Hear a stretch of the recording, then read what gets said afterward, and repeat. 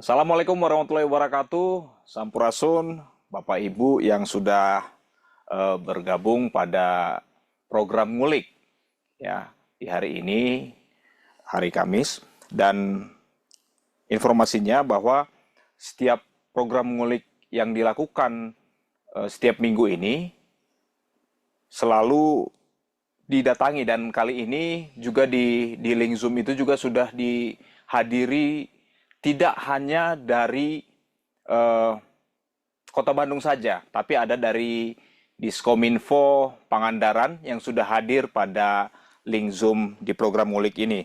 Dan kegiatan ini, Ngulik ini merupakan kerjasama Tribun Jabar dengan pemerintah Kota Bandung melalui Diskominfo Kota Bandung. Baik, yang terhormat Bapak Wali Kota Bandung, Bapak Sekretaris Daerah Kota Bandung, Bapak Kepala Dinas Komunikasi dan Informatika Kota Bandung, dan seluruh para peserta undangan yang juga sudah hadir pada ngobrol dan diskusi teknologi informasi dan komunikasi, data dan statistik. Nah, baik Bapak Ibu yang sudah bergabung, sebelum kita masuk kepada acara utamanya, mari kita saksikan video Selayang Pandang Kota Bandung.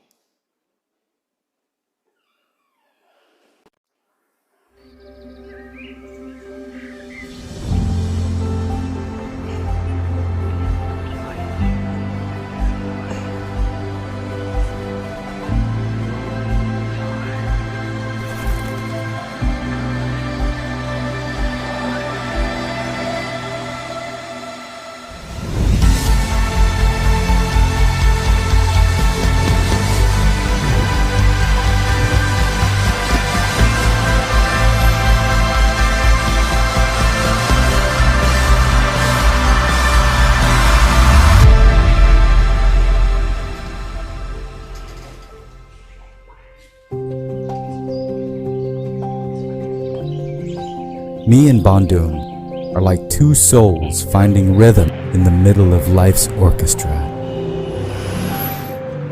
Its nature feels magical, painting stories of the past and a spirit of new beginnings.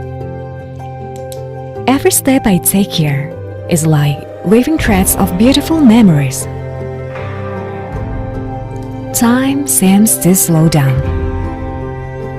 Gratitude fills every breath.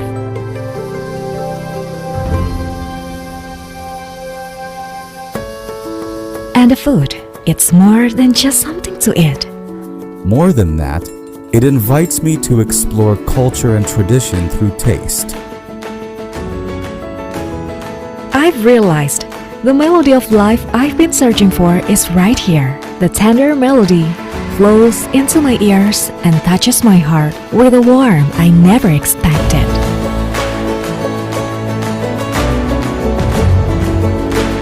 They say, never stop dreaming. Here, the support of policymakers blends seamlessly into every journey toward those dreams. Combined with cutting-edge technology, this city becomes a foundation of progress and innovation. It's not just about following trends. This city helps me to discover my true self and express creativity in countless ways.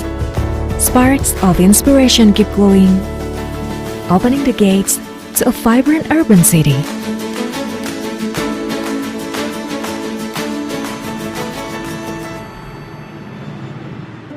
I'm easily captivated by its dazzling charm that feels elegance. The place that gives me an unforgettable, lifelong experience. Every corner of Bandung holds memories that last forever. Sources of energy and inspiration are easy to find because it lives within every community. I firmly believe this is the right place to grow potential and contribute to the nation's progress. Forever, I'll see these streets dancing to the rhythm of progress and change. Forever, I'll hear a symphony that inspires all. Baik, itu tadi Bapak Ibu sekilas tentang video Selayang Pandang Kota Bandung. Nah, di program ngulik ini juga telah hadir Bapak Dewan, yaitu Bapak Erik Darmajaya selaku Wakil Ketua Komisi 1 DPRD Kota Bandung. Kami persilakan untuk Pak Erik untuk memberikan sambutan kepada Bapak Ibu yang sudah hadir pada program ngulik edisi hari ini, Pak. Silakan Pak Erik. Terima kasih, suaranya terdengar ya? Siap, Pak. Terdengar dengan baik, Pak. Ya, Silakan, Pak. jadi kita terbiasa WIB, waktu Indonesia bergeser. Ya. Terima kasih. Assalamualaikum warahmatullahi wabarakatuh. Selamat pagi, Waalaikumsalam. salam sejahtera bagi kita semua. Om Swastiastu, Namo Buddhaya. Yang saya hormati Pak Wali Kota Bandung. Hadir Pak Wali Kota? Yang saya hormati Pak Sekretaris Daerah Kota Bandung, Pak Kepala Diskominfo Kota Bandung, serta para undangan sekalian. Terima kasih. Jadi acara hari ini itu ngulik bekerja sama dengan Tribun Jabar ya. Baik, Pak. Ngobrol dan diskusi teknologi informasi dan komunikasi data dan statistik. Terima kasih juga nanti untuk narasumber utama yaitu Ibu Neneng dari BKMG ya. BKMG. Jadi singkat-singkat saja karena memang masih ada kegiatan lainnya. Pertama-tama hadirin sekalian, Kota Bandung itu menuju Bandung Smart City. Jadi termasuk salah satunya itu update untuk teknologi ya. Tapi ingat hubungannya dengan BKMG itu, teknologi itu hanya sebagai alat bantu untuk kemudahan, untuk peringatan, untuk pekerjaan. Jadi semangatnya itu teknologi itu hanya sebagai pelengkap, alat bantu. Jangan lupa kita juga harus kembali mengingat alam itu bukan sebagai objek, tetapi alam itu sebagai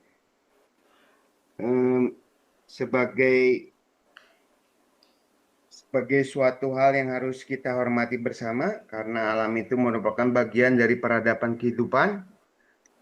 Dan sebagai pemimpin ekologis harus hadir dari puncak tertinggi negara hingga ruang terkecil di rumah, dari istana hingga balai desa, dari gedung pemerintah hingga saung sederhana. Pemimpin yang memandang alam sebagai amanah, bukan alat. Setiap yang dipimpin adalah bagian dari dirimu. Maka bumi, sungai, dan hutan adalah bagian dari amanah kepemimpinan yang harus dijaga dengan cinta. Jadi semoga diskusi pada hari ini memberikan manfaat besar, membuka pemahaman baru, dan semakin memperkuat komitmen kita untuk menjadikan Kota Bandung sebagai kota yang lebih cerdas, tangguh, dan aman bagi seluruh warganya. Tambahan, meteorologi yaitu fenomena cuaca, geofisika yaitu kedinamisan bumi, dan nanti lengkapnya dari Ibu Neneng itu hidrometeorologi yaitu fenomena bencana alam. Tapi jangan dilupakan bahwa alam itu bukan sebagai alat, tetapi alam itu tempat kita berpijak, tempat nusa dan bangsa kita, tanah air kita, Kota Bandung kita tercinta. Hatur nuhun, terima kasih. Wassalamualaikum warahmatullahi wabarakatuh. Selamat pagi. Waalaikumsalam warahmatullahi wabarakatuh. Terima kasih Pak Erik. Tetap sehat selalu dan selamat beraktivitas Pak untuk di hari ini. Baik, Bapak Ibu yang sudah hadir, selamat datang dan sekarang kita akan mendengarkan arahan dari Bapak Wali Kota Bandung, Bapak Muhammad Farhan yang sudah bergabung di ruang Zoom ini. Silakan Pak Wali Kota, kami berikan waktunya. Assalamualaikum warahmatullahi wabarakatuh. Video sebentar Waalaikumsalam. ya, saya lagi di perjalanan jadi pada susah nih nyalain videonya nih. Saya Baik, pakai Pak Wali. audio aja dulu ya, nggak apa-apa ya. Sebentar lagi Baik. video saya nyalain. Baik Pak. Alhamdulillah hari ini kita sudah bisa bertemu lewat sebuah teknologi. Ini menunjukkan bahwa memang teknologi ini diperlukan untuk kita bisa membangun sebuah, pertama, komunikasi, dua, seperti kata Pak Erik tadi, itu sebagai alat untuk mempermudah. Nah, namun memang pada intinya yang sedang kita hadapi sekarang ini bukanlah sesuatu hal yang mudah sama sekali. Itu sebabnya kita butuh teknologi. Hal yang paling, nah ini video saya udah bisa nyala nih. Hal yang paling Baik. menakutkan dari kondisi sekarang adalah fakta bahwa kita memang harus berhadapan dengan sebuah kondisi yang tidak ideal sama sekali, ya.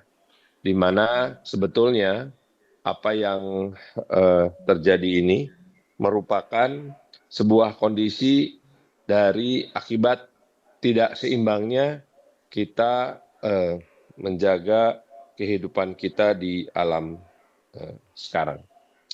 Bapak Ibu sekalian, kita sebetulnya bisa melakukan dan mengantisipasi hal ini. BMKG sudah memperingatkan dengan sangat luar biasa kondisi-kondisi yang kita terima. Beberapa minggu lalu contohnya di Kota Bandung, kami sudah menerima peringatan dari BMKG bahwa dalam seminggu ke depan akan terjadi cuaca ekstrim yang luar biasa di Kota Bandung ini. Itu sebabnya kemudian beberapa titik yang sangat rawan seperti di Kecamatan Cidadap, itu sudah pasti, Kecamatan Coblong, kemudian Kecamatan Isola, juga beberapa kecamatan di daerah timur seperti Ujung Berung, kemudian Cibiru, dan juga Mandala Jati menjadi perhatian khusus bagi kami karena pada saat cuaca ekstrim seperti sekarang ini, maka yang kami khawatirkan justru adalah terjadinya longsor. Nah, terbukti memang di Cidadap kemarin kami mengungsikan 2 keluarga karena kondisi rumahnya sudah betul-betul dalam posisi di pinggir jurang yang sudah hampir pasti roboh. Nah, inilah yang kita sebut sebagai sebuah antisipasi antara teknologi yang kita miliki dengan kesiapan kita. Masyarakat Kota Bandung sedang dibangun menjadi masyarakat yang tangguh terhadap bencana. Tangguh terhadap bencana itu ukurannya 2. Satu, yang pertama adalah bagaimana kita bisa mengantisipasi kondisi cuaca maupun potensi-potensi bencana lainnya menggunakan berbagai macam teknologi informasi yang telah berada di Kota Bandung. Mulai dari CCTV sampai sistem pemantauan cuaca yang dimiliki oleh BMKG. Nah, ini adalah yang disebut sebagai langkah antisipasi dan bagaimana informasi-informasi tersebut kemudian menjadi sebuah mitigasi awal bagi pemerintah Kota Bandung dan warga Bandung untuk mengantisipasi kejadian-kejadian di luar biasa yang menyangkut masalah hidrometeorologi. Nah, kemudian langkah kedua adalah bagaimana kita bisa segera recovery, pulih kembali apabila bencana itu terjadi. Kemampuan kita untuk bisa segera pulih dari sebuah bencana itu adalah ukuran bagaimana ketangguhan kita menghadapi bencana. Saudara-saudaraku sekalian, tindakan kita ini bukanlah sebuah tindakan seakan-akan menantang bahwa Allah kita mau bencana apa aja siap itu. Oh itu tidak sama sekali, jauh dari sana. Saat ini kita sedang mengukur diri sebetulnya sejauh apa pemerintah Kota Bandung ini mampu menghadapi bencana. Ya. Nah, kemampuan ini tentu diukur dari berbagai macam, mulai dari informasi teknologi mengenai informasi awal yang harus kita terima dan data-data awal yang harus kita terima, kemudian juga tentu saja bagaimana kita kemudian bisa membangun ya sebuah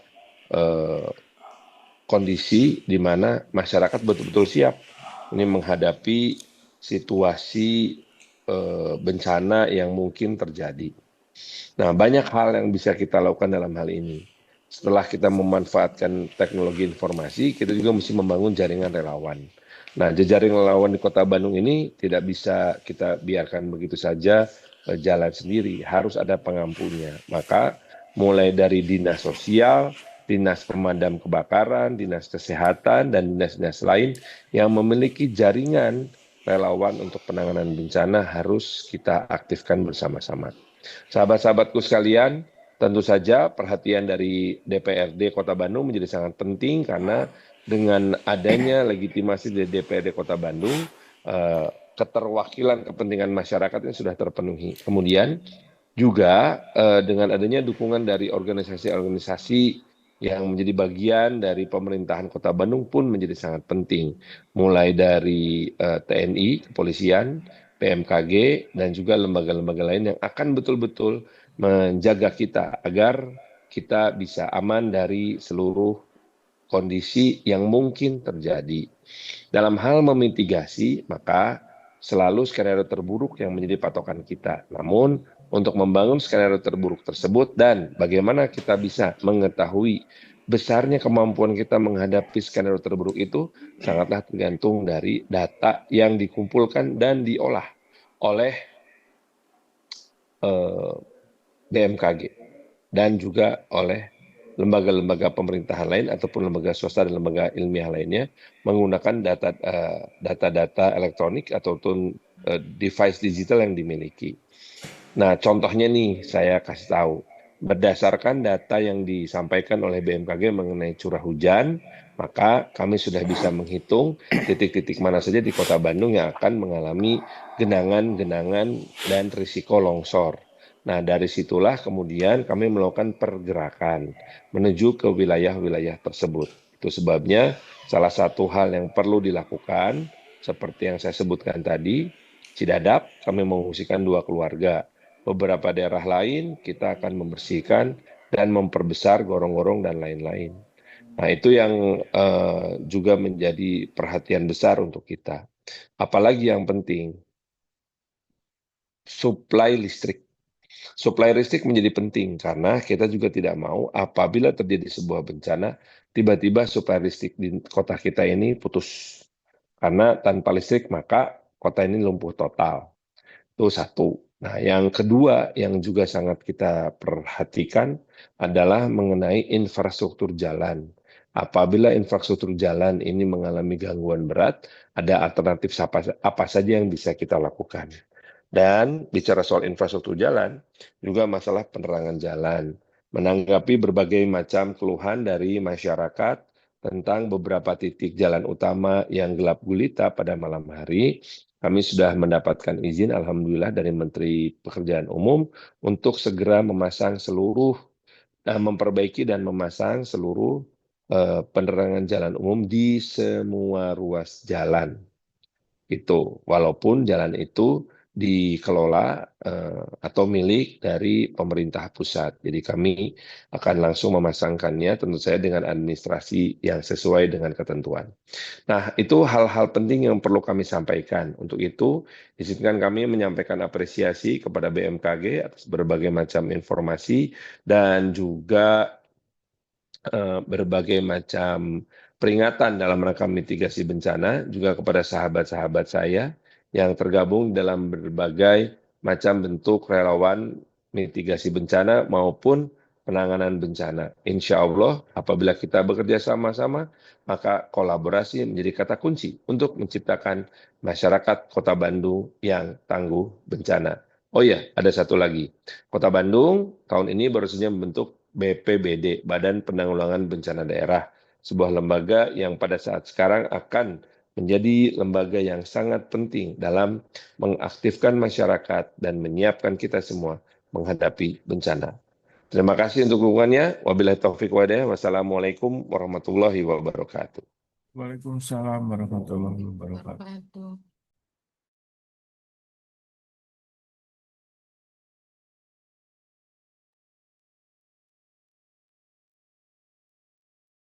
Juga dibentuk dan sudah memberikan arahan-arahan agar kita tangguh dan bisa menghadapi apabila ada bencana-bencana yang terjadi di Kota Bandung. Baik, Bapak Ibu, kita akan masuk ke sesi diskusi kita pada saat ini. Kepada BMKG, terkhususnya kepada Ibu Neneng yang yang nanti akan berbagi kepada Bapak Ibu sekalian, yaitu terkait dengan meningkatkan kewaspadaan terhadap potensi bencana hidrometeorologi di Kota Bandung. Kami persilahkan saja langsung kepada Ibu Neneng Sugianti selaku forecaster dan fungsional pengamat meteorologi dan geofisika. Kami persilahkan Ibu. Terima kasih atas waktunya, Kang. Apa terdengar suara saya? Ya, terdengar Bu. Izin saya share screen, Kang. Baik.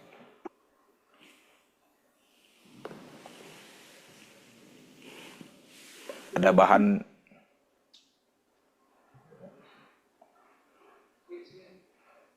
share screen. Sudah, Oke, Kang? sebentar Bu. Sebentar. Baik, sudah Bu. Sudah terlihat. Apakah sudah terlihat untuk Bapak Ibu semuanya yang ada di Zoom? Kalau di layar kami sudah terlihat materi yang Sudah, akan Pak. disampaikan. Sudah, Baik, baik, Sudah. baik. Belum Baik. full screen. Jadi, Belum full terima- screen. Oh iya, silakan Ibu. Gimana, Kang? Sudah? Sudah terlihat Bu, sudah terlihat. Sudah terlihat Bu. Baik, terima kasih atas waktunya. Assalamualaikum warahmatullahi wabarakatuh. Waalaikumsalam warahmatullahi wabarakatuh. Mohon izin Pak Wali dan Pak Presiden. Saya izin sharing kesempatan ini.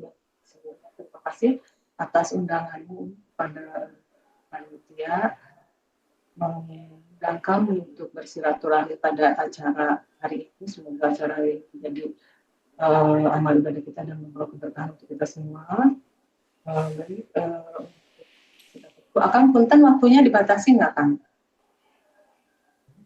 Iya Bu, tapi mohon maaf Bu sebelumnya kalau mungkin Bapak Ibu mungkin sama ya, ada audio mungkin yang sedikit kurang jelas Ibu. Di saat Ibu agak sedikit menunduk audionya. Oh gitu, mungkin, Kang. iya, Oke, siap. iya. Sekarang gimana? Nah, saat ini. Bagaimana Bapak Ibu untuk audio dari Ibu pemateri kita? Apakah sudah terdengar dengan jelas? Baik. Jelas, Pak. Sudah. Baik. Udah, Kang? Sudah Bu, Bagaimana, sudah Bapak Bu. Ibu? Sudah, Oke, sudah Bu, sudah baik. terdengar dengan jelas. Silakan Ibu pemaparannya. Baik, tadi untuk biodata sih sudah disampaikan tadi sama Akang ya. Ya. Lanjut saja perkenalannya mungkin cukupkan saja sampai di situ saja untuk sementara karena katanya kalau nggak kenal maka tak sayang ya. Semoga nanti kalau kita bersua di luaran sana bisa bersapa seperti itu ya. Ya.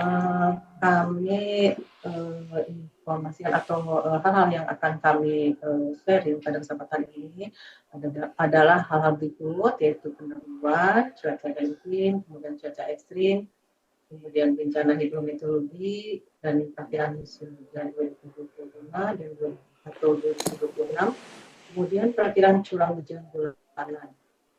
Kalau izin kami memperkenalkan diri UPT BMKG yang Barat, Bapak dan Ibu. Ibu, mohon maaf, bolehkah materinya untuk full screen, Bu? Mohon maaf. Oh, baik. Sebentar. Ya, Sudah? sudah Bu. Dah, baik. Silakan Ibu. Oke, baik. Izin sebentar.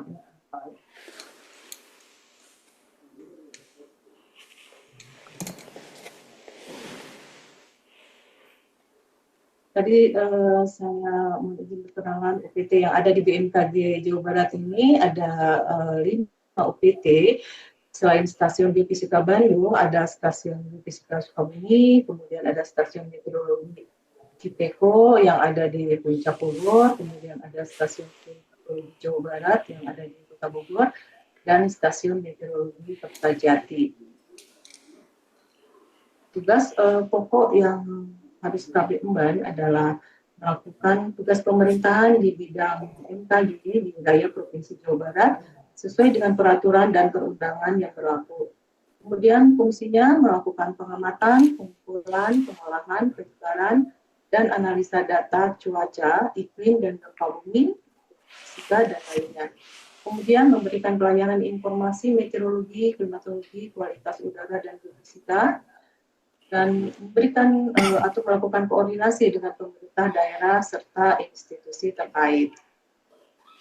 Nah, ini adalah taman alat yang ada di stasiun atau kantor kami, yaitu ada anemometer, yaitu alat untuk mengukur arah dan kecepatan angin. Tiang ini, mohon maaf, ini gambarnya tidak terambil semua. Kemudian ada sangkar meteorologi yang ini, dalamnya ada berbagai termometer, yaitu ada termometer bola basah, bola kering, dan termometer maksimum dan minimum.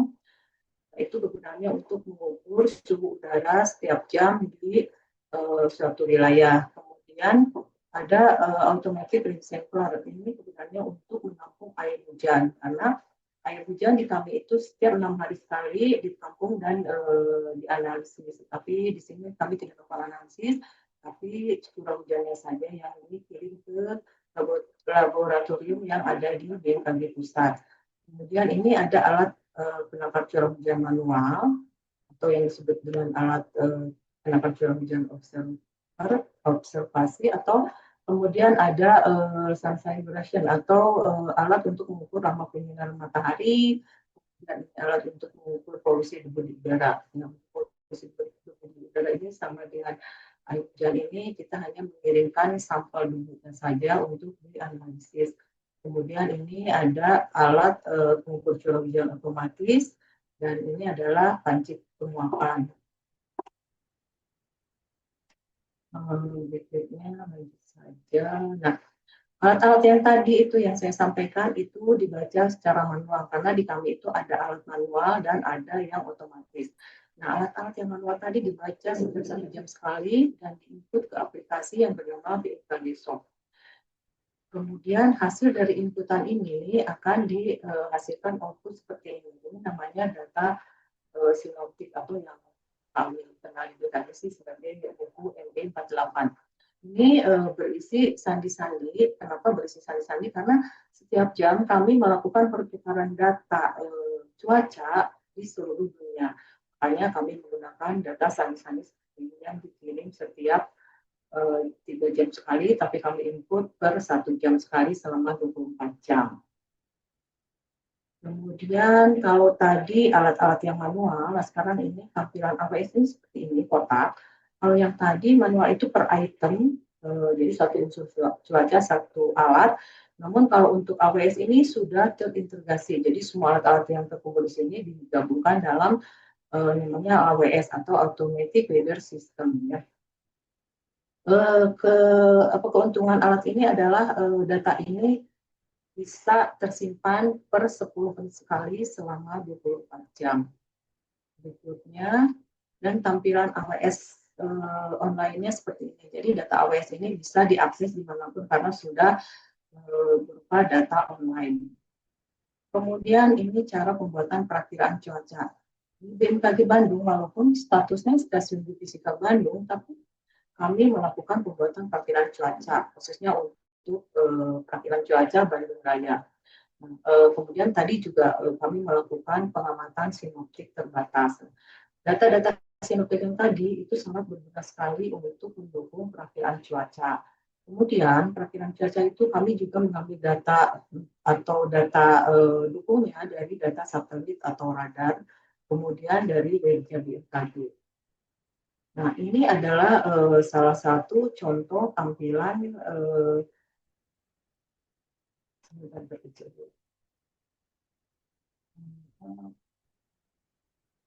ini salah satu contoh tampilan dari satelit Himawari, di mana dalam satelit Himawari itu ada sekitar 12 tampilan atau unsur-unsur yang bisa kita akses untuk mendukung perakiraan cuaca. Seperti contohnya tampilan ini adalah untuk mengetahui potensi hujan dari mulai potensinya ringan hingga sangat lebat seperti itu. Nah, ini kemudian tampilan Himawari atau citra satelit yang berikutnya. Kalau yang tadi untuk prediksi intensitas hujannya, sementara ini untuk mengetahui puncak awan itu suhunya berapa sih? Jadi untuk mengetahui suhu puncak awan, karena kalau satelit ini seperti itu. kita ketahui ada berada di atas, jadi menembaknya dari atas permukaan bumi seperti itu. Nah, kemudian ini tadi citra satelit itu kemudian radar. Radar yang ini berada di Purwakarta kilometer 44 ini kepunyaan PUPR, kami diberikan aksesnya yang berbeda untuk mendukung perakiraan cuaca, terutama kaitannya untuk membuat peringatan dini cuaca harian. Kemudian kami juga ada citra satelit yang dibiayai oleh BMKG sendiri. Saya gambarnya tidak benar. Nah ini kalau yang ini kemudian BMKG dan posisi radarnya ada di Tangerang. Kemudian, nah kalau citra satelit tadi ngambil gambar awan itu dari atas, mengambil permukaan atas awannya, sementara kalau radar itu diambil awan dari permukaan bumi.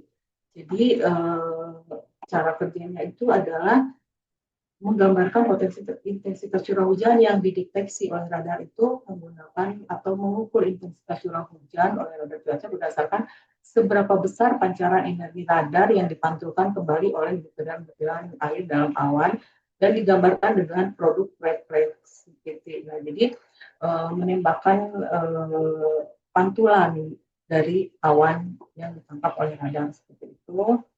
Kemudian di sini juga ada kategori-kategorinya, di mana hujan sangat ringan, ukurannya 0 sampai 20 digit, waktunya kurang dari 1 meter per jam. Nah, kalau hujan ringan, ukuran digitnya itu sekitar 20 sampai 35, kategori hujannya atau dengan curah hujannya 1 sampai 5 mm per jam, kategori hujan ringan dan seterusnya. Saya nanti Bapak dari baca, kami nanti kirimkan materinya. Kemudian dari hasil tadi dari pengamatan manual, kemudian dari citra radar dan citra satelit, kami membuat perakiran cuaca. Nah ini bentukan-bentukan tadi sebagian dari citra satelit, yang ini untuk curah hujannya, ini untuk angin, kemudian ini juga untuk angin gradiennya, ini untuk angin bukan 100 mili sampai pace, kemudian ini untuk angin 300 feet. Nah ini untuk kalau dari angin ini kita bisa mengetahui adanya siklon. Bapak dan Ibu sering mendengar siklon tropis atau pusat tekanan rendah yang dengan gampang Bapak dan Ibu bisa mengakses dari web BMKG dan akseslah perakiran angin lapisan 300 atau stream lain ya. Jadi bisa diketahui karena siklon ini terutama kalau berada di sekitar selatan Jawa itu sangat berpengaruh sekali ya. Kemudian ini untuk kelembaban udaranya dan ini masih curah hujannya, ini saja. Sekarang ke cuaca dan iklim. Definisi dari cuaca dan iklim itu sebenarnya sama ya, hanya mungkin waktunya saja yang membedakan, di mana cuaca adalah keadaan sesaat dari atmosfer dalam jangka waktu yang pendek atau singkat waktunya, sementara kalau untuk iklim berlangsung lebih lama waktunya. Kemudian ini cuaca versi iklim dilihat dari sudut keilmuannya. Kalau cuaca itu kaitannya dengan meteorologi. Sementara kalau iklim dengan klimatologi. Dan untuk cuaca, daerah cakupannya sempit, sementara untuk iklim lebih luas. Kemudian untuk cuaca, waktu pengamatannya dari mulai 1 jam hingga selama 24 jam atau maksimum 1 minggu. Sementara untuk iklim mulai dari 1 bulan hingga puluhan tahun, yaitu 10 tahun hingga 30 tahun. Nah, ini yang tadi saya katakan cuaca dan iklim itu hampir sama, karena unsur-unsur yang diamatinya itu sama, yaitu ada radiasi matahari, suhu udara, penguapan udara, kemudian udara, angin, yaitu ada di kecepatan angin, penguapan udara, kemudian tutupan awan dan awannya, kemudian hujan. Bapak dan Ibu, cuaca dan iklim di Indonesia itu dipengaruhi oleh berbagai fenomena, ada fenomena global, regional, dan lokal. Jadi bagaimana kalau saya bilang sih dasarnya ya gabungan fenomena-fenomena yang memburuk ini datang dari berbagai arah yang menghampiri wilayah Indonesia. Makanya di wilayah kita itu sering terjadi hujan yang cukup ekstrim. Untuk fenomena globalnya ada El Nino dan La Nina, kemudian ada Diplomat, kemudian ada MCO. Kemudian untuk fenomena regionalnya ada sirkulasi monsun Asia Australia, ada daerah pertumbuhan angin, kemudian suhu permukaan laut di perairan wilayah Indonesia, dan kemudian faktor lokal yaitu atau fenomena lokal yaitu topografi, angin darat dan angin laut. Nah untuk Kota Bandung sendiri ini yang sangat dominan sekali adalah faktor lokal ya Bapak dan Ibu. Kemudian, nah ini gambaran dari 3 faktor pengendali cuaca atau curah hujan di wilayah Indonesia. Ini adalah gambaran ketika terjadi El Nino. Dan mengapa wilayah kita, maka pergerakan massa udara yang mengandung uap air itu dia menjauhi wilayah Indonesia atau bergerak ke arah Samudra Pasifik. Karena di sini musimnya sangat panas atau hangat ya. Kemudian kita di Polmer juga. Untuk di Polmer ini untuk ketahui di Polmer atau ini adalah perbedaan temperatur di benua Afrika dan di sebelah barat Pulau Sumatera. Jika nilainya positif, maka pergerakan uap air yang berpotensi awan-awan hujan dia mengarah ke sebagian kutub atau ke wilayah Afrika. Sementara sebaliknya kalau di negatif, uap airnya akan bergerak menuju wilayah Indonesia. Mohon maaf Ibu Neneng. Ya, gimana? Ya, mohon maaf kayaknya ada kendala teknis Bu. Jadi suaranya semakin kurang jelas Ibu. Mohon maaf. Oh, sebentar ya Pak. Saya Ya. pulangkan kalau begitu. Tes gimana? Kalau menghadap ke kamera mungkin lebih jelas, tapi di saat melihat ke materi sedikit mendem Bu. Jadi dari gitu beberapa ya. nah kalau seperti ini posisinya cukup terjelas dengan baik Bu. Tapi Oh iya, ini ya volume saya fullkan ya. Bagaimana sekarang? baik, lebih baik Bu. Ya, Oke, siap. ya baik. Silakan Ibu.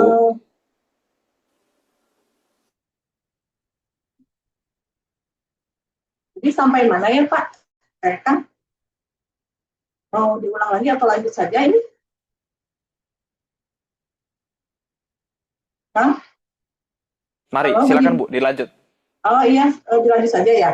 Baik, dilanjut nah saja, Bu. kalau Ya. ini gambaran kalau terjadi La Nina, di mana uap airnya bergerak menuju wilayah Indonesia. Dan kalau DMI-nya negatif, maka dari barat Indonesia juga akan bergerak. Bisa Bapak dan Ibu bayangkan, jika kedua fenomena ini bergabung, maka bagaimana besarnya curah hujan yang ada di wilayah barat. Berikutnya, nah ini adalah monsun. Tadi salah satu adalah monsun. Itu adalah musim. Indonesia itu mempunyai 2 musim, ya musim kemarau dan musim hujan. Kita punya monsun itu adalah rata-rata arah angin bulanan, ada monsun Australia dan ada monsun Asia. Nah, untuk monsun Australia, matahari berada di belahan bumi utara, sehingga massa udara bergerak dari selatan Khatulistiwa atau selatan Indonesia bergerak menuju ke arah utara. Ini waktunya berkisar antara bulan April hingga September, dan wilayah kita Kota Bandung khususnya sedang terjadi kemarau, angin dengan bertiup dari arah timur. Bapak dan Ibu bisa merasakan ya, ketika musim kemarau sekitar bulan Juli Agustus udaranya itu terasa sangat dingin dan busuk ya. Ini disebabkan karena massa udara yang menyapa wilayah Kota Bandung itu berasal dari benua Australia, karena di Australia pada saat bulan-bulan ini sedang terjadi musim dingin, jadi udaranya bersifat kering dan dingin.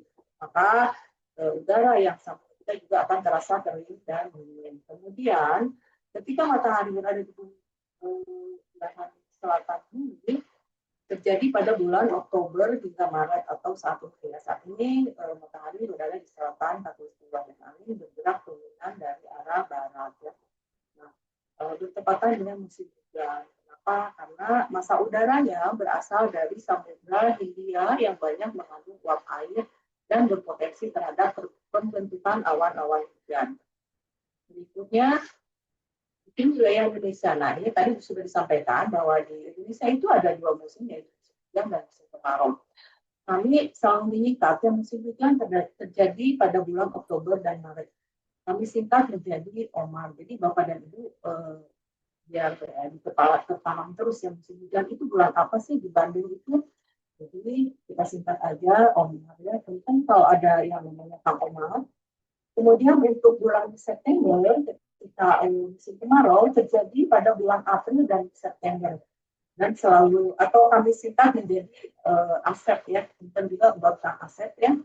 Bapak dan Ibu tahu ya sekarang untuk musim Indonesia itu saya nama Kang Omar sama Kang Asep. Nah, ini adalah jenis cuaca di Indonesia. Bapak dan Ibu sudah tahu kan kalau ini cuaca cerah, cuaca berawan, dan kabut dan berangin. Berikutnya saja ke cuaca ekstrim. Pengertian dari cuaca ekstrim menurut BMKG adalah didefinisikan sebagai kondisi cuaca yang tidak biasa atau terjadi di luar kebiasaan yang dapat menyebabkan gangguan atau dampak signifikan terhadap aktivitas manusia, infrastruktur, dan lingkungan. Kemudian cuaca ekstrim juga bisa mencakup beberapa fenomena, yaitu termasuk hujan lebat, angin kencang, kekeringan, puting beliung, dan banjir bandang. Sementara menurut Undang-Undang Nomor 31 Tahun 2009, kejadian ekstrim menurut BMKG adalah terjadinya peristiwa yang dapat mengakibatkan kerugian terutama keselamatan jiwa dan harta. Sementara menurut Perka 009 Tahun 2010, kejadian cuaca yang tidak normal, tidak lazim yang dapat mengakibatkan kerugian terutama keselamatan jiwa dan harta. Kemudian kejadian akibat cuaca ekstrim itu adalah dampak dari awan cumulonimbus. Dampaknya cukup hebat ya kalau terjadi di wilayah kita. Cuaca ekstrim itu apa saja sih gitu ya? Cuaca ekstrim itu meliputi angin kencang, angin puting beliung, kemudian hujan lebat dengan durasi singkat, hujan es dan petir. Nah, ini adalah gambaran atau penampakan awan cumulonimbus di mana dalam awan itu seperti kita ketahui adanya daya tarik menarik antara ion positif dan negatif. Nah, tarik menarik ini nanti akan menghasilkan kilat atau petir. Nah, tetapi awan cumulonimbus tidak selalu menunjukkan cuaca ekstrim atau ya. Kenapa? Karena hal ini sangat dipengaruhi oleh tingkat pemanasan di permukaan bumi. Jika terdapat tempat yang suhunya paling tinggi secara signifikan atau mencolok, maka tempat ini menjadi pusat tekanan rendah yang menghisap massa udara dari arah sekitarnya. Perputaran udara ini merupakan awal terbentuknya puting beliung dan hujan es. Kemudian, nah ini penampakan angin puting beliung. Angin puting beliung itu adalah udara yang berputar kencang munculnya dari bagian bawah awan dari sini mulai munculnya. Dan sering tampak sebagai suatu awan corong. Bapak dan Ibu, hujan es dan angin puting beliung itu belum bisa diprediksi secara atau dari alat radar atau satelit. Dari alat radar atau satelit hanya bisa diprediksi kecepatan anginnya. Sementara untuk hujan es pada terjadinya itu belum bisa diprediksi secara pasti. Namun Tuhan sangat kuasa sekali memberikan kita tanda-tanda alam dan kita bisa merasakannya kalau di suatu wilayah atau tempat kita berada akan terjadi peristiwa hujan es atau puting beliung. Jadi Bapak dan Ibu sekarang ini bisa tahu ya dari tanda-tanda alam kapan hujan es ya, seperti itu. Nah, satu hari sebelumnya udara atau suhu udara pada malam hari sampai pada pagi hari udaranya panas, pengap atau gerah atau kata orang Sunda mah ngapet ya. Kemudian keesokan harinya sekitar pukul 10 pagi terlihat awan cumulonimbus berwarna abu-abu menjulang tinggi seperti bunga kol. Tadi nampak ya di slide sebelumnya ini nampak seperti bunga kol. Kemudian tahap berikutnya adalah awan tersebut akan cepat berubah berubah menjadi hitam gelap dan terasa ada sentuhan udara dingin di sekitar tempat kita berdiri. Kemudian perhatikan pepohonan di sekitar tempat kita berdiri. Jika ada dahan atau ranting yang berdiam cepat, maka hujan es dan angin kencang akan terjadi. Kemudian bila terdengar samaran petir yang cukup keras, kemungkinan akan terjadi hujan disertai petir dan es juga angin kencang. Kemudian tanda-tanda berikutnya adalah biasanya hujan pertama kali turun adalah hujan tiba-tiba dan deras. Apabila hujannya gerimis, maka kejadian angin kencang jauh dari lingkungan kita. Kemudian kedelapan, jika 1 atau 3 hari berturut-turut tidak ada hujan pada musim penghujan, nah ini juga sebagai tanda ya Bapak dan Ibu, seperti sekarang ini kita berada dalam periode musim penghujan, maka jika 1 atau 3 hari berturut-turut tidak ada hujan, ini bisa menjadi tanda-tanda akan terjadinya detik atau hujan es ya.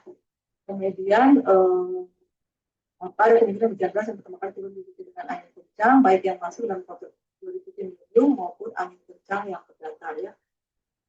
Berikutnya, nah untuk mengantisipasi angin puting dan hujan es itu, Bapak dan Ibu bisa melakukan dari diri kita sendiri ya. Mulailah dari rumah kita sendiri, dari rumah kita sendiri, memangkas dalam pohon yang tinggi dan terlalu rimbun untuk mengurangi beban berat pohon tersebut. Jadi ketika ada angin kencang, dahannya tidak patah. Bisa membahayakan diri sendiri atau juga orang lain. Kemudian memperkuat bagian-bagian rumah dan mengganti atap yang telah rapuh. Jadi mulai sekarang Bapak dan Ibu sudah harus nomor 2. Kalau saya sih ini yang nomor 2 ya, karena di Bandung sering sekali anginnya lumayan kencang ya. Kemudian memperhatikan cuaca dan tanda-tanda akan terjadinya puting beliung dan hujan es. Yang keempat, cepat berlindung atau menjauh dari lokasi kejadian karena peristiwa fenomena tersebut sangat cepat. Kemudian memperkuat papan iklan dan media yang rawan longsor saat terjadi angin atau hujan es. Apa sih yang harus dilakukan ketika hujan petir, tadi hujan es dan hujan atau sekarang ketika terjadi hujan petir, Bapak dan Ibu bisa melihat tanda-tanda alamnya juga, yaitu dilihat awan yang gelap dan tebal yang menandakan akan terjadinya hujan turun, kemudian hujan lebat yang berlangsung lama dan intensitas yang tinggi disertai angin kencang dan petir. Nah, Bapak dan Ibu kalau mengalami kejadian seperti ini, maka sebelumnya sedia payung atau jas hujan sebelum hujan ya. Jadi sebelum beraktivitas terutama keluar rumah, Bapak dan Ibu sediakan payung dan jas hujan. Kemudian berteduh ketika terjadi hujan lebat disertai kilat, petir dan angin kencang, apalagi yang menggunakan kendaraan roda 2 ya. Ketika terjadi peristiwa nomor 2 ini, baiknya atau dipaksa sajalah berteduh ya, jangan memaksakan diri, kecuali urgen sekali ya seperti itu. Kemudian hati-hati dengan genangan air, karena kalau ketika hujan ada genangan air kita memaksakan, ketika hujan deras itu sering sekali aspalnya terangkat ya, dan itu sangat membahayakan pengguna kendaraan bermotor. Itu. Kemudian tidak bermain di luar rumah maksud saya saat ada petir. Kemudian matikan peralatan elektronik. Berikutnya cari tempat berlindung itu dengan masuk ke dalam ruangan jika berada di luar. Kemudian segera cari tempat berlindung di dalam ruangan seperti rumah, sekolah, atau bangunan lain untuk menghindari basah dan terkena angin kencang. Kemudian hindari berteduh di bawah pohon dan baliho. Jangan sekali-kali berlindung di tempat tersebut karena pohon itu berisiko tersambar petir atau ranting yang patah. Kemudian matikan peralatan listrik untuk dari peralatan listrik itu.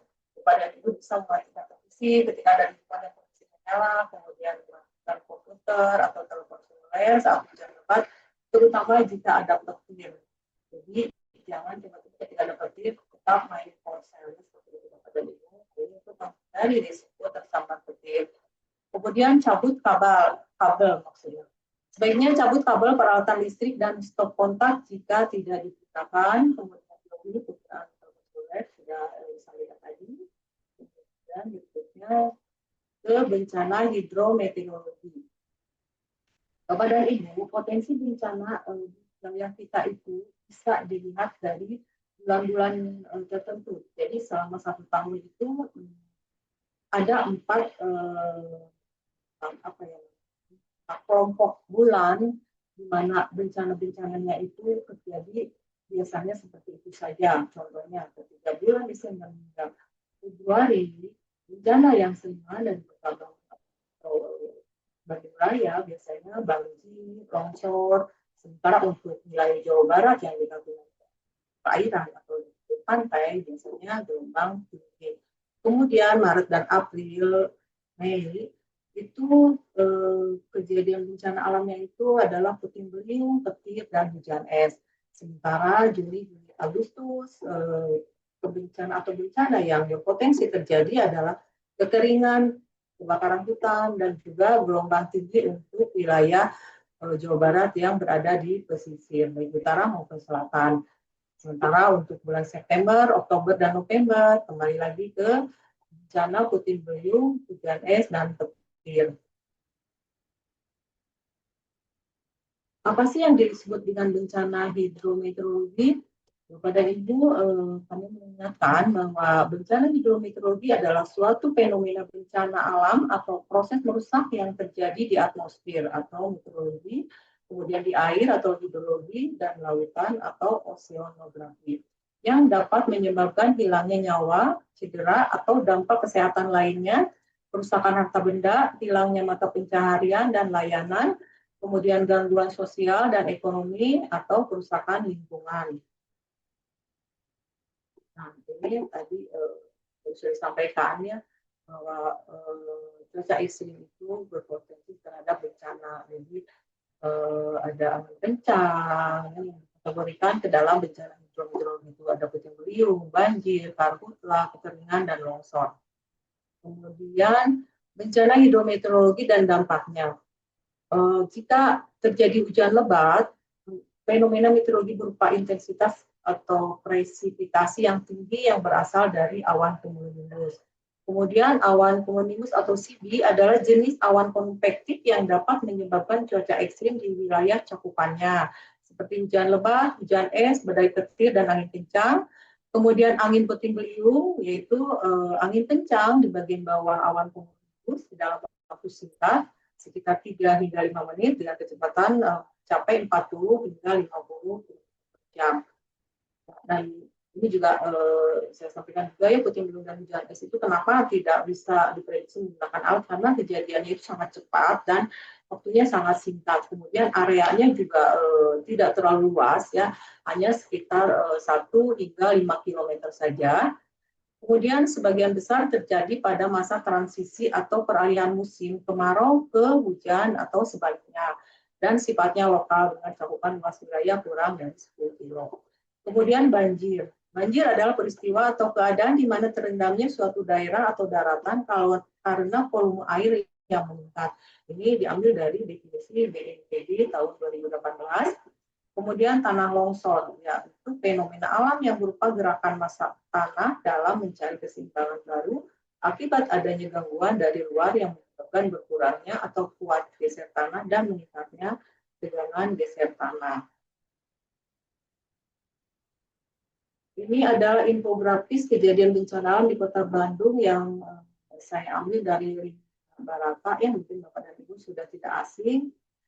Bisa dilihat bahwa kejadian dari tanggal atau dari bulan Januari hingga Desember tanggal 2 kemarin itu ada total kejadian bencana di Kota Bandung, yaitu uraiannya seperti ini, di mana banjir ada 10 kejadian, kemudian tanah longsor ada 4 kejadian, kemudian cuaca ekstrim ada 11 kejadian, sementara untuk kekeringan, kebakaran hutan, gempa bumi, dan tsunami itu atau semoga seterusnya tidak ada. Nah, dilihat dari jumlah 25 ini, ternyata kejadian cuaca ekstrim itu lebih besar atau lebih dominan. Dampak dari kejadian ini adalah rumah rusak berat, kategorinya berjumlah 20 rumah, sementara yang status rumah rusak sedang ada 33 rumah, kemudian rusak ringan 80, dan yang terendam ada 1.551. Kemudian jiwa yang terdampak ada 2.403 jiwa, yang meninggalnya tidak ada, kemudian pengungsi ada 15, dan lahan yang terdampaknya luas 93 hektar.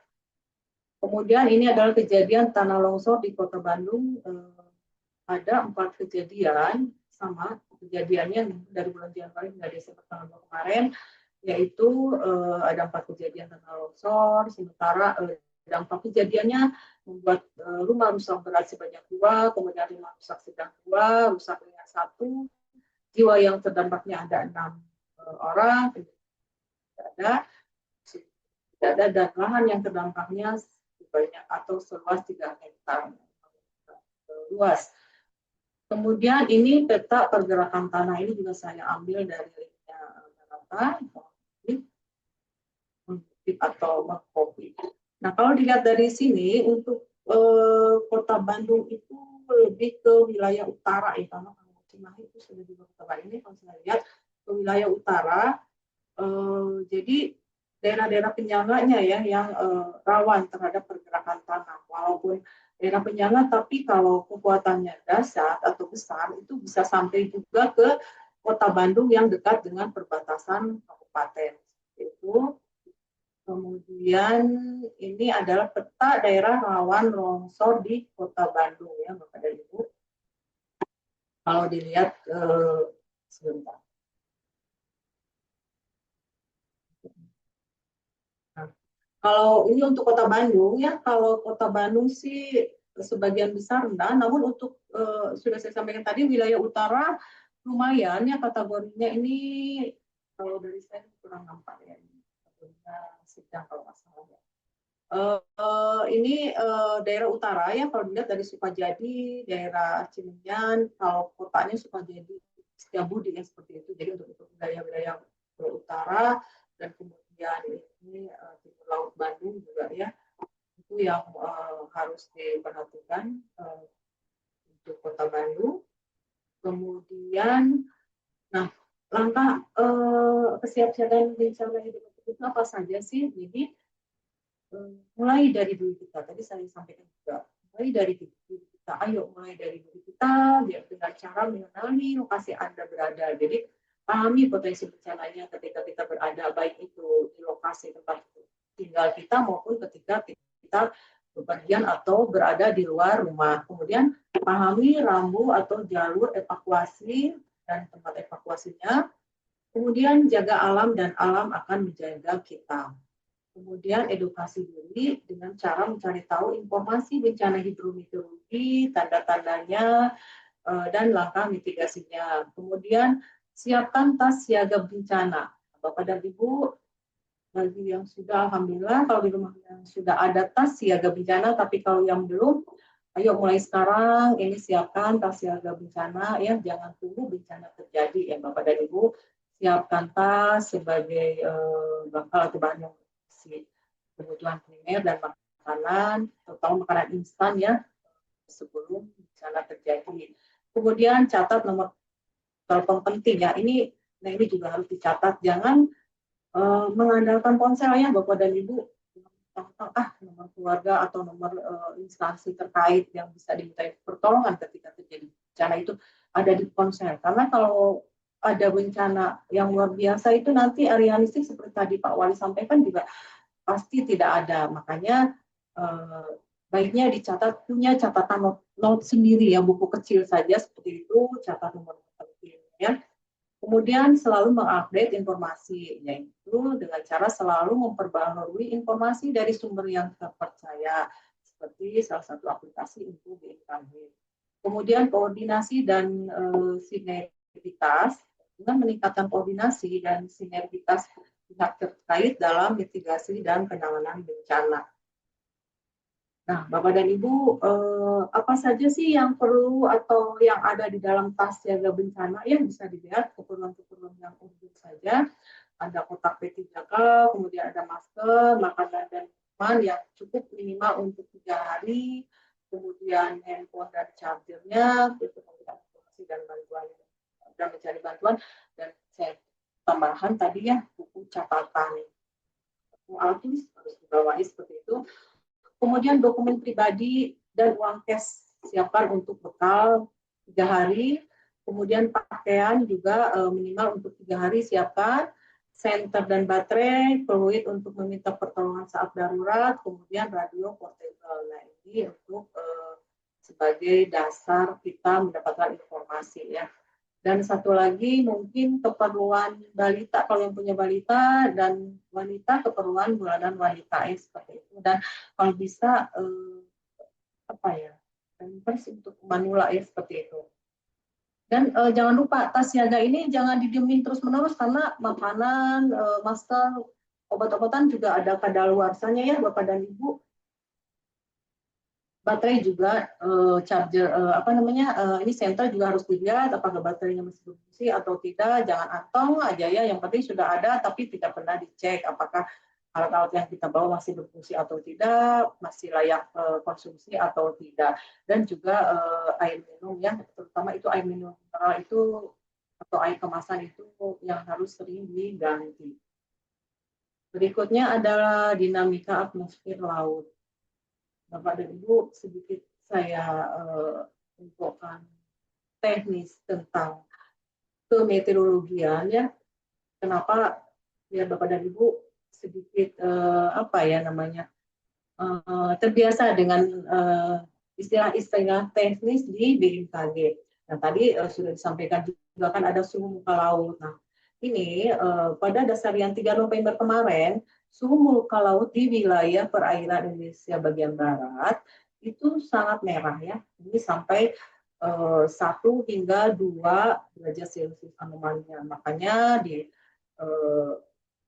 pertengahan atau dasarian 3 November kemarin itu di wilayah Jawa Barat dan Kota Bandung cuacanya lumayan cukup ekstrim, juga di Jawa Tengah ya seperti itu. Kemudian berikutnya ini adalah prediksi spasial anomali untuk 6 bulan ke depan ya. Jadi prediksi suhu muka laut untuk 6 bulan ke depan dari mulai bulan Desember hingga bulan Mei. Nah dari prediksi ini kita dapat mengetahui atau menentukan bagaimana kondisi cuaca atau iklim ke depannya. Kalau dilihat dari sini, bulan Desember masih hangat untuk perairan barat wilayah Jawa Barat, juga selatan Jawa Barat masih hangat ya. Kemudian bulan Januari agak turun, sementara bulan Februari masih ini ya, masih putih atau normal, anomalinya sedikit saja 0,3. Kemudian Maret, April juga sama, dan naik lagi ke Mei. Ini terutama untuk Jawa Barat bagian timur atau selatan ini masih lumayan ya, ini juga cuaca ekstrem masih potensi terjadi.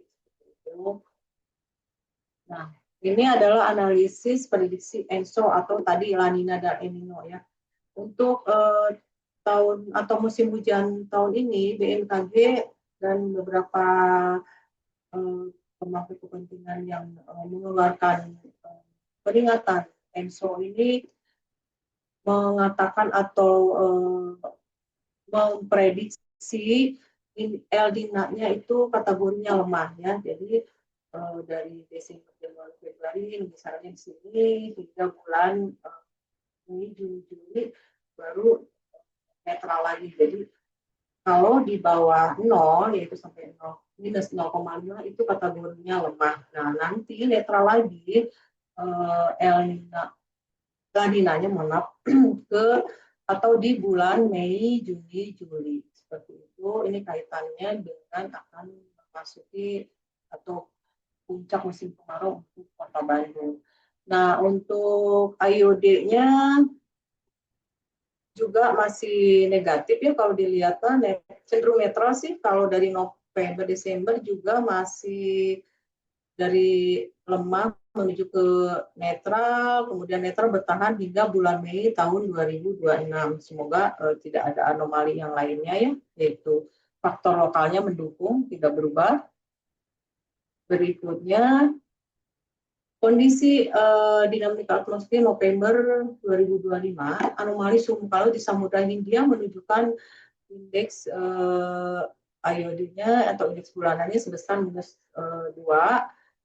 Hal ini mengindikasikan fenomena iodin negatif, sedangkan indeks ENSO dasariannya atau bulanannya teramati -0,6. Itu juga ini menunjukkan aktifnya La Nina ya. Tapi masih kategori lemah. Kemudian untuk 2 bulan ke depan, La Nina juga masih lemah dengan prediksi yang tadi ya. Jadi sampai awal tahun kategori La Nina-nya lemah. Semoga faktor lokalnya juga mendukung, jadi tidak berpotensi cuacanya cukup ekstrim. Kemudian aliran massa udara pada dasarian 3 November di sebagian besar wilayah Jawa didominasi oleh angin baratan. Ini adalah prediksi musim hujan di 2025-2026. Untuk awal musim hujan untuk Kota Bandung ini ya, untuk tahun ini dirasakan, ya bukan diprediksi lagi karena sudah mengalami, jadi hujan sepanjang tahun ya. Jadi sesuai dengan prediksi sebelumnya bahwa musim kemaraunya akan bersifat basah dan kategorinya hujan sepanjang tahun untuk Kota Bandung atau sudah musim hujan. Kemudian berikutnya adalah perbandingan prediksi awal musim hujan tahun 2025-2026 terhadap normalnya. Untuk Kota Bandung di sini ya kira-kira sudah memasuki musim hujan saat ini, sama seperti tadi slide berikutnya. Nah, untuk wilayah ini, untuk wilayah Indonesia, ada sekitar 42,1% sudah memasuki musim hujan dan maju atau lebih awal dari normalnya.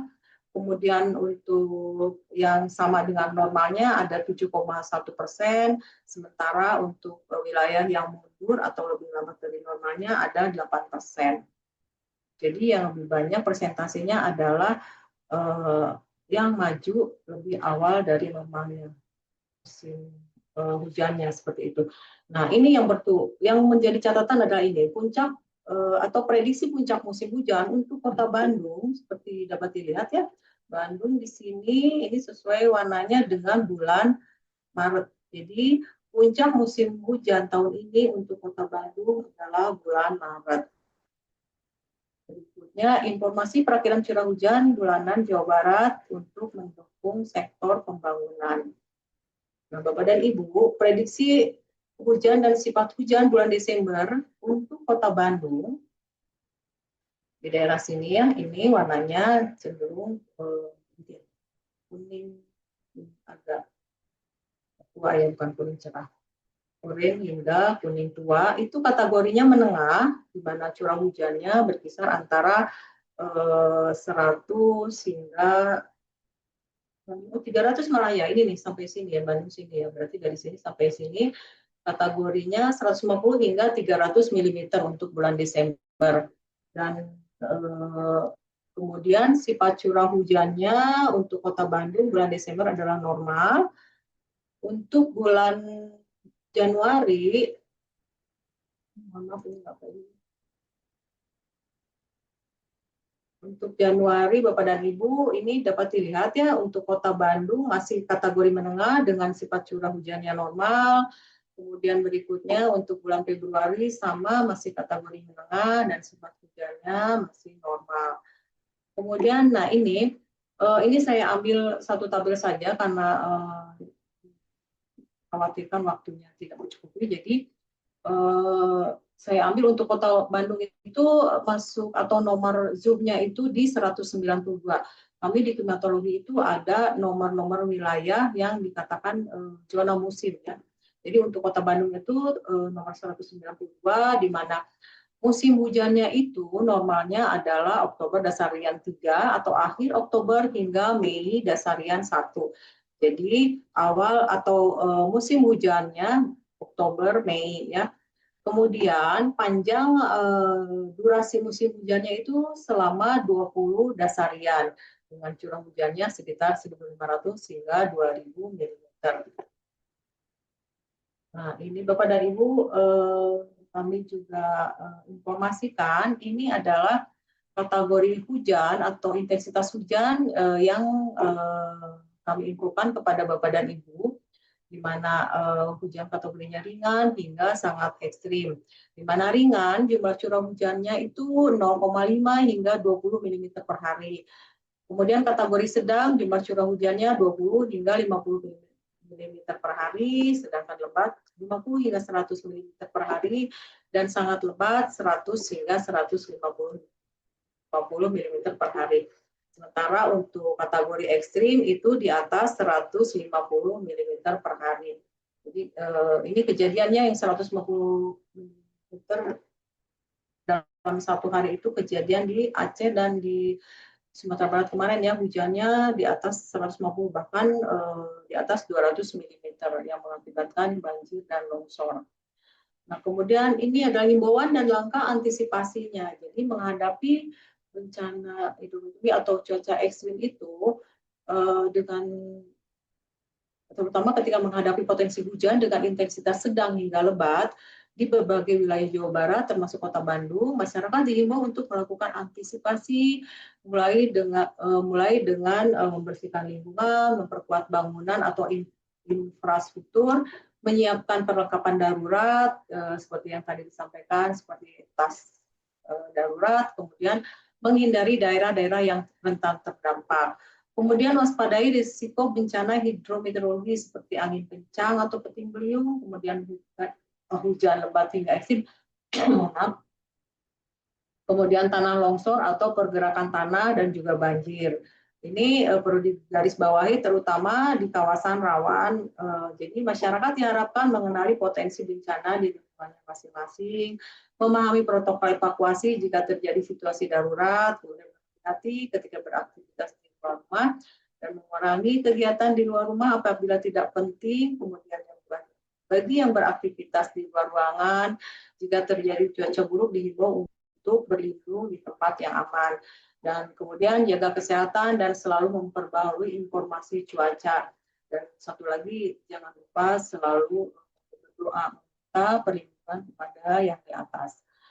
Kemudian ini kami memberikan rekomendasi waspadai kepada masyarakat dan instansi terkait terhadap terjadinya cuaca ekstrim berupa hujan sedang hingga lebat yang disertai dengan kilat atau petir dan juga angin kencang, terutama waktunya sore karena pada hari di mana terjadi pemanasan yang sangat kuat antara pukul 10 hingga 14 biasanya ditandai dengan jenis awan yang berwarna gelap atau tadi awan cumulus itu ya.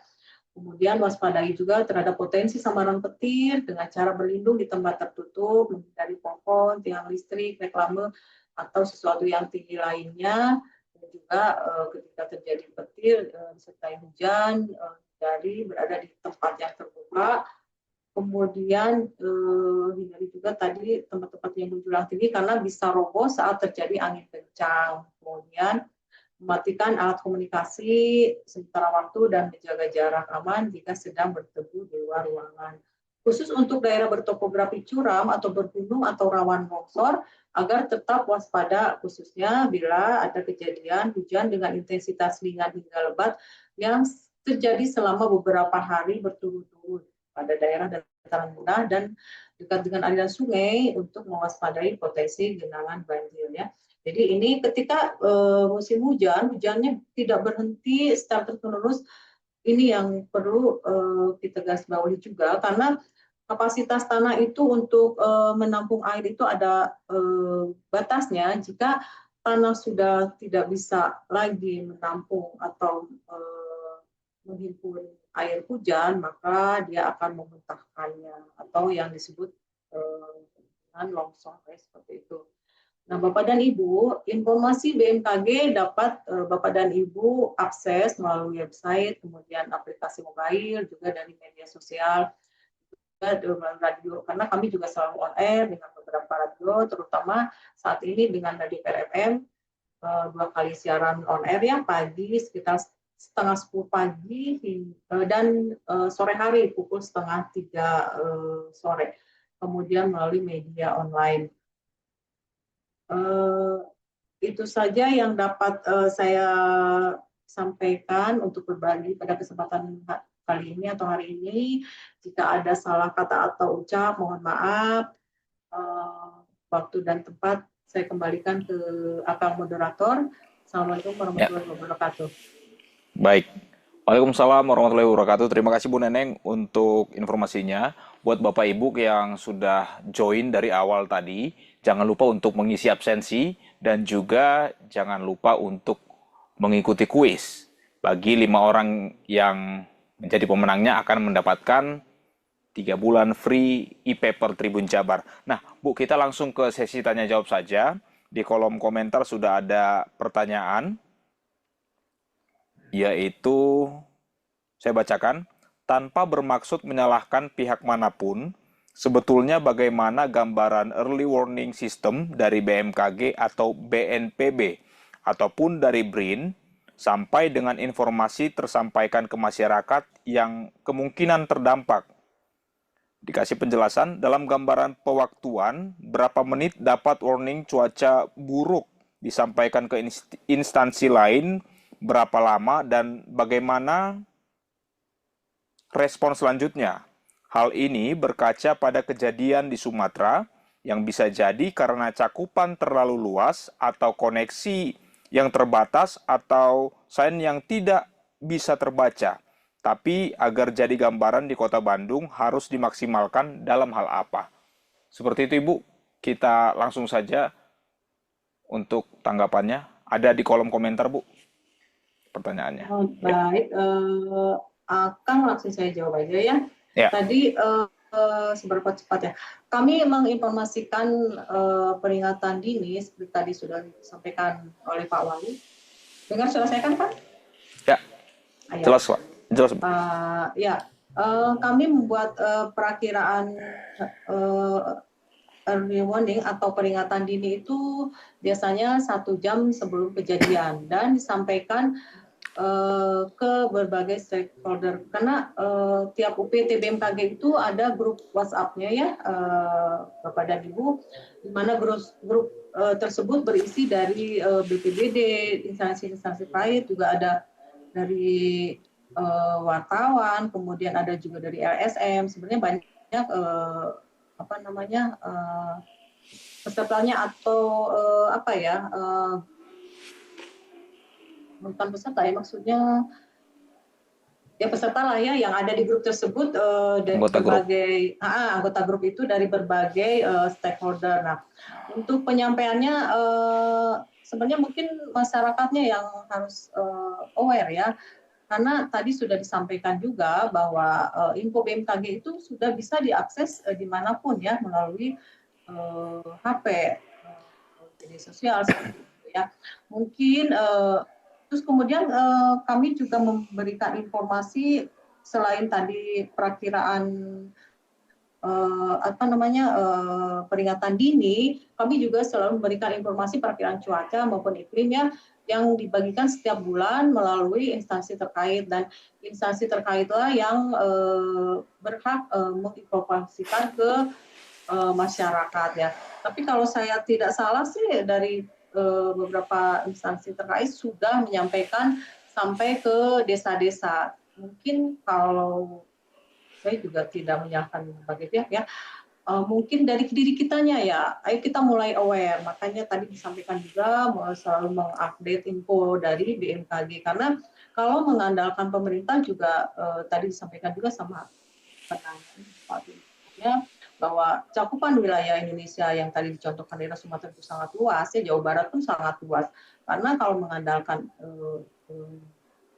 dari instansi terkait mungkin terbatas ya. Jadi gunakanlah teknologi yang ada yang dapat mempermudah kita untuk mengakses informasi tersebut.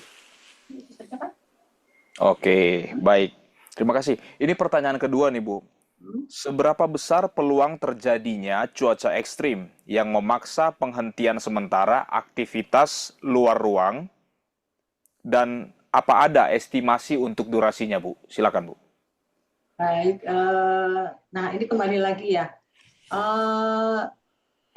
selalu memantau atau update informasi dari BMKG ya.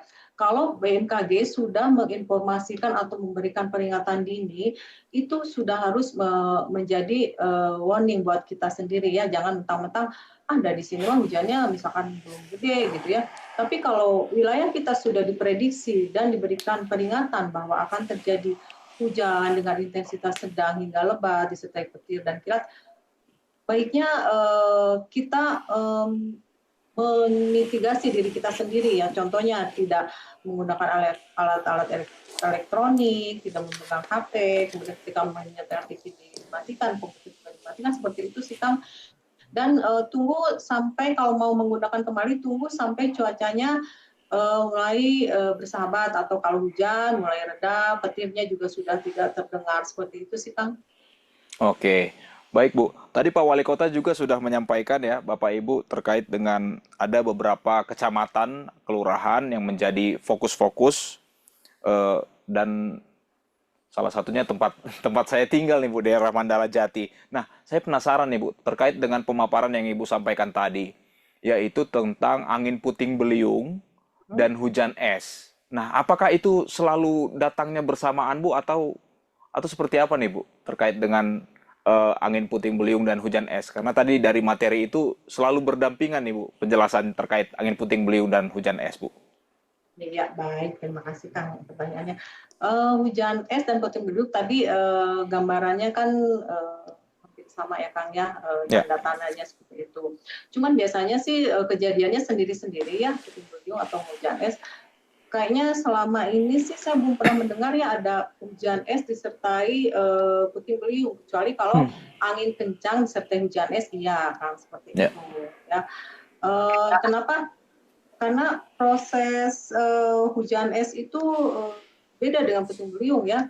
Kalau puting beliung kan tadi di gambaran juga ada kan ya, itu berasal dari dasar awan ya, yang sampai ke permukaan bumi. Jadi ada udara yang naik dan turun, kemudian dia membentuk spiral dan berbentuk seperti corong seperti itu. Sementara kalau hujan es itu diakibatkan pemanasan atau kondensasi yang kelewat dingin. Jadi suhunya hingga mencapai minus 44 derajat Celcius atau freezing level. Nah, karena saking dinginnya sehingga terbentuklah bongkahan-bongkahan es. Nah, ketika terjadi gaya gravitasi, si bongkahan es itu turun karena saking besarnya. Jadi ketika turun itu kan seharusnya mencair ya, karena ada gesekan dengan benda di sekitarnya. Kalau ada gesekan kan berarti panas ya, si es itu mencair. Tapi karena bukan masih atau terlalu besar, jadi ketika sampai ke permukaan bumi juga masih berupa bola-bola es. Nah, bisa dilihat ketika kalau kita iseng melihat atau mengambil ketika ada hujan es dan mengambil bongkahan es itu sedikit saja langsung mencair ya, seperti itu. Yang tadi apa lagi kan? Apa lagi pertanyaannya? Itu sih Bu, hanya pada bagian itu, apakah akan selalu bersamaan? Gitu ya. Pertanyaannya Bu, iya. Selama ini sih belum pernah ya, kecuali kalau hanya hujan es disertai angin kencang seperti itu. Oke, baik. Ini dari Pak Dewan juga ada memberikan statement bahwa alam itu bukan objek, alam adalah mitra, bahkan orang tua.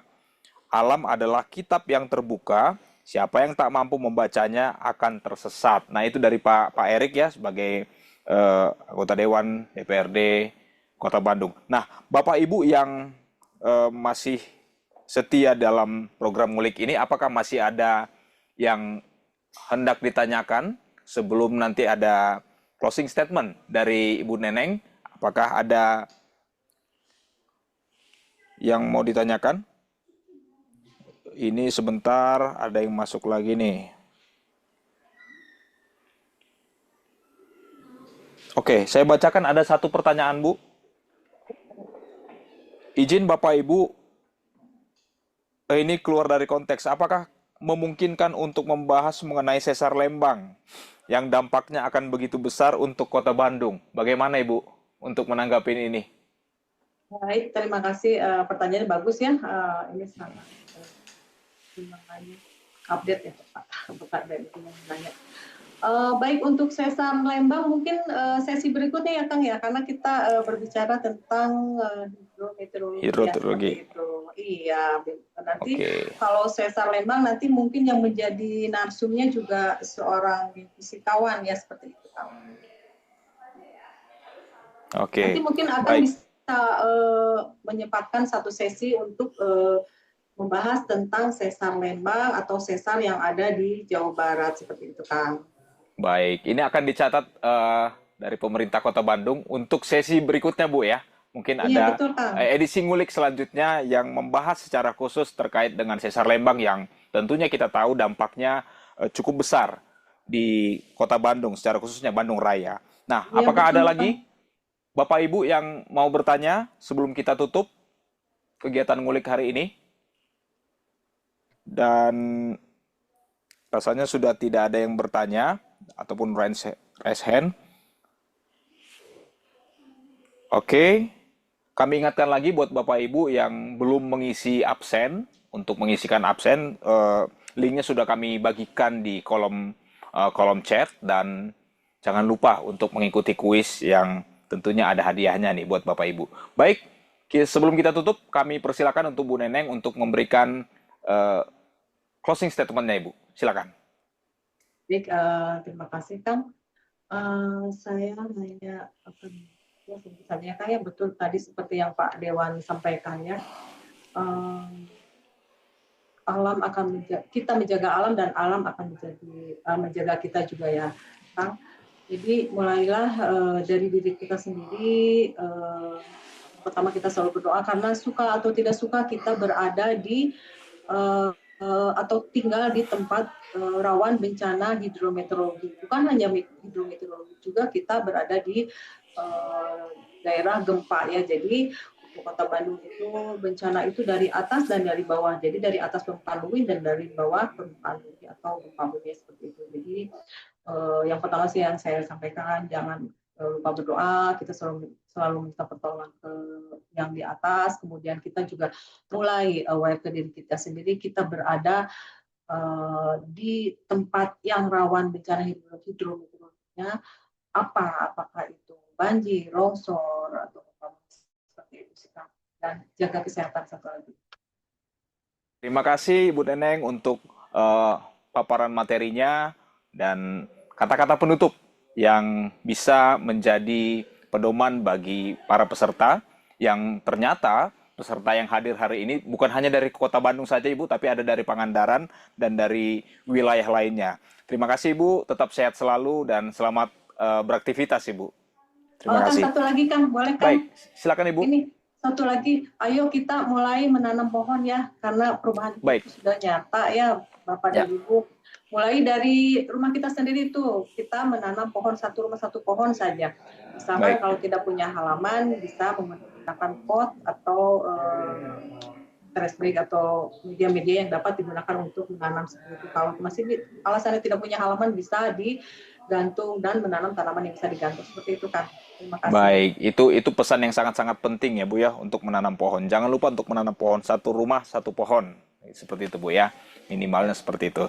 Baik, terima kasih juga tadi kami sampaikan kepada Kepala Dinas Kadis Kominfo Kota Bandung Pak Yayan yang sudah selalu tiap minggu memberikan wadah kepada seluruh warga Kota Bandung ya, satuan-satuan yang ada di Kota Bandung untuk berbagi pada program ngulik ini. Dan ternyata dampaknya yang hadir pada program ngulik ini bukan hanya dari Kota Bandung saja, tapi dari berbagai wilayah kota kabupaten yang mungkin ada di Jawa Barat, bahkan yang ada di Indonesia. Terima kasih juga tadi kepada Bapak Dewan, Bapak Erik Darmajaya, selaku Wakil Ketua Komisi 1 DPRD Kota Bandung. Dan terima kasih juga untuk Bapak Wali Kota Bandung, Bapak Muhammad Farhan, yang sudah memberikan arahan di awal tadi. Tetap sehat selalu, dan secara spesial juga terima kasih kepada Ibu Neneng Sugianti selaku forecaster dan fungsional pengamat meteorologi dan geofisika. Terima kasih. Saya Daniel Damanik, sampai jumpa pada program ngulik selanjutnya. Terima kasih. Izin pamit Kang, hatur nuhun.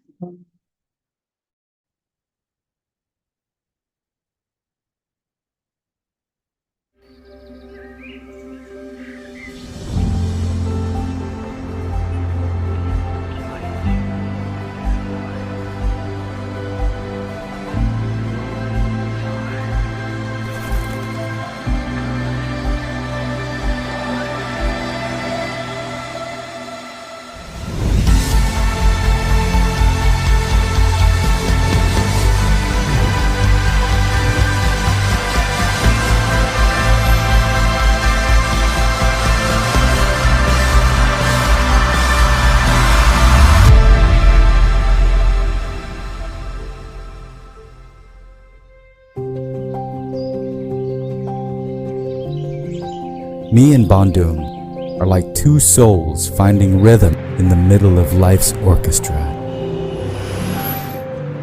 Its nature feels magical, painting stories of the past and the spirit of new beginnings. Every step I take here is like waving threads of beautiful memories. Time seems to slow down. Gratitude fills every breath.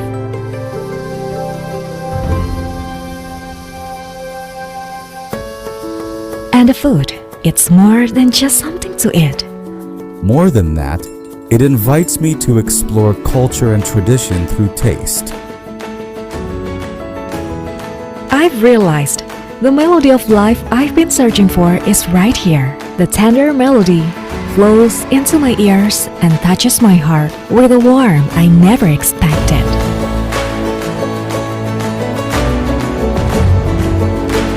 They say, never stop dreaming.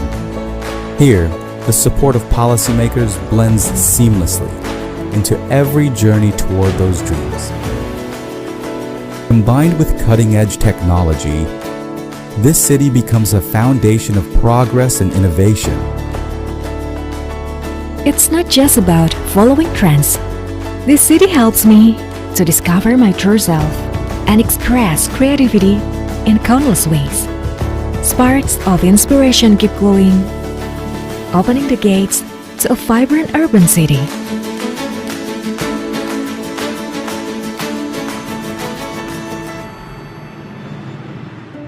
I'm easily captivated by its dazzling charm that feels elegance. The place that gives me an unforgettable, lifelong experience. Every corner of Bandung holds memories that last forever. Sources of energy and inspiration are easy to find because it lives within every community. I firmly believe this is the right place to grow potential and contribute to the nation's progress. Forever, I'll see these streets dancing to the rhythm of progress and change. Forever, I'll hear a symphony that inspires all to embrace the future.